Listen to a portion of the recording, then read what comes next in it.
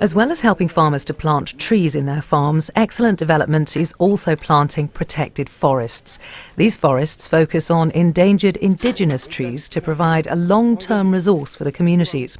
After farmers have satisfied their need for trees for firewood, building materials, fruit and fodder, etc., they're able to consider growing trees for medicines and therefore incomes.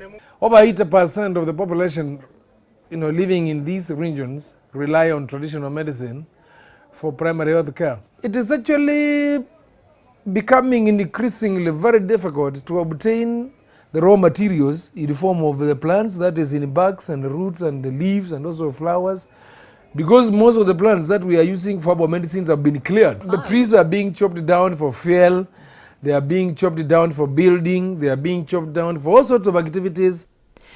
The forests will act as living seed banks, being able to provide seeds for communities to use in their nurseries. The forest nurseries enable farmers to learn how to germinate and propagate the notoriously difficult trees. The forests themselves demonstrate that successful growing is possible. In future workshops, they'll also help to teach farmers how to sustainably harvest the trees to obtain valuable medicinal products to use or sell. And of course, as they mature, the trees will add to regional biodiversity and contribute to improving the global environment through their absorption of carbon dioxide.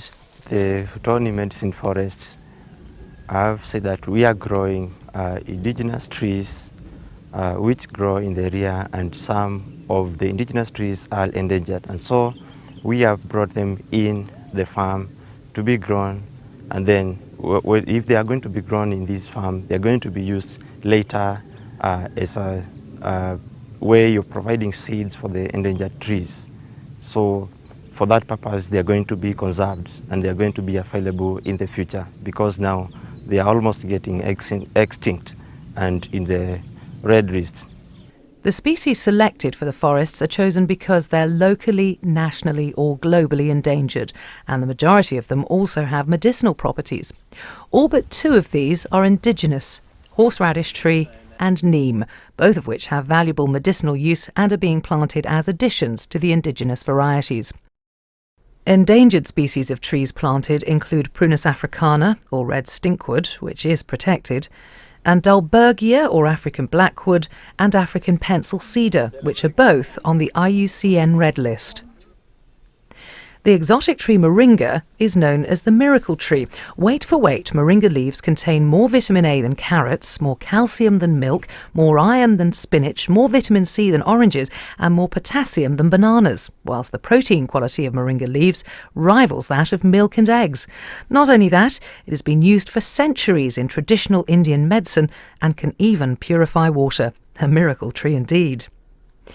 Neem is another exotic tree native to India and can treat 40 different illnesses, including malaria. In addition, it can be used as a substitute wood for carving, and its ground leaves act as an insecticide. Prunus, amongst other things, is able to cure a range of prostate problems, and its bark was exported from Kenya at the rate of 10 metric tons a year for 10 years to Western pharmaceutical companies.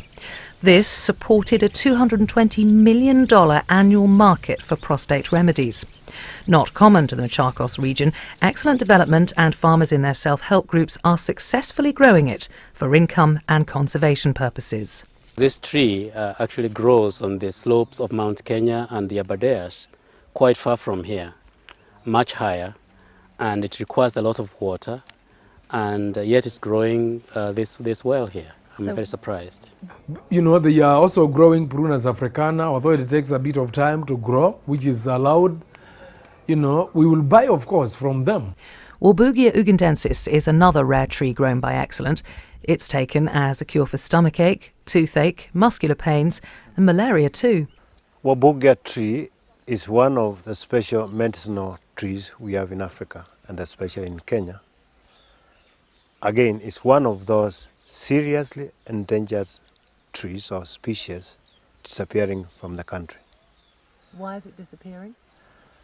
People have been stripping it for making medicines, and out of that, because of bad harvesting, the trees has been killed, and they are very rare now to find. But you're encouraging people to plant them?